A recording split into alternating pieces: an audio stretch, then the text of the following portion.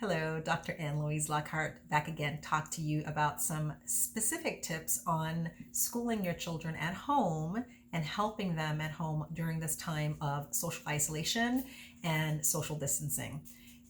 When a child is developing, typically they may have some challenges with school, but if you have a child with ADHD or an executive functioning dysregulation disorder, or even just executive functioning challenges, they're going to learn and be motivated very differently than another child. So I wanted to give you a few tips about a child who may have those challenges and that diagnosis. First of all, starting them as early in the morning as possible is a really good way to start. So mid-morning is best, and that way they can kind of deal with what's going on, any subjects that they have going on. And one really effective technique is the Pomodoro technique. And that's basically you set a timer, they work for 25 minutes, take a break for 5 minutes. Work for 25 minutes, take a break for 5 minutes. And during that work stretch, they're doing nothing but that subject, nothing but that focus area. The 5 minutes is a break to do whatever they want for that time period.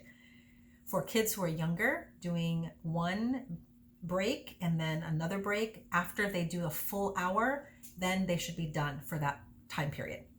Don't focus on doing 2-3 hours of education. That is not going to be effective for these children. So if they're a little bit older, having 3 to 4 Pomodoros could be really effective. So that means they do 25 minutes, 5-minute break, 25 minutes, 5-minute break, and so on until they do 4 complete cycles. That could be really effective if they want to do more of a stretch of like 2 hours. And that would be maybe a subject area that they enjoy a little bit more. Another thing to keep in mind is they are going to have meltdowns. They're not going to want to do it. They're not going to be motivated to do it, and being able to find motivation. One of the ways for them to feel heard and to feel validated is to do just that.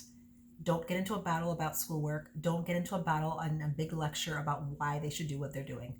Empathize with them. Tell them, I hear what you're saying. I know you're frustrated and you're bored. I know that you're feeling overwhelmed with how much you have to do. And validate their concerns. I feel your frustration.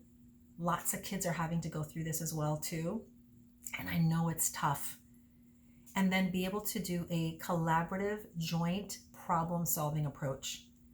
I know it's tough on you, it's tough on me, it's tough on the whole family. What can we do together to make this better for all of us here? And be able to have them feel heard, to feel validated, understood, can make a huge, huge difference. But the big part of it too is, as they come to you, match their energy. If they're feeling like really excited about something, if they're feeling really down about something, try to match their energy and mirror that, and then help bring them out of that so then they can start mirroring yours.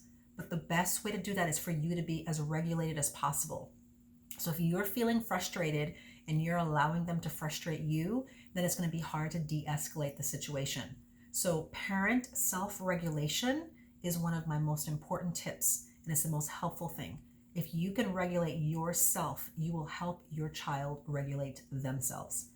Now, if you're stuck at home for a long period of time, it's going to be really hard to do a lot of this stuff. So what can be super, super helpful is to make sure that you find time to get out of the house, to walk around if you can, or even to just be able to do something different. One of the things that has helped my family and a lot of the clients that I've worked with is to be able to have a theme for the week or for the night.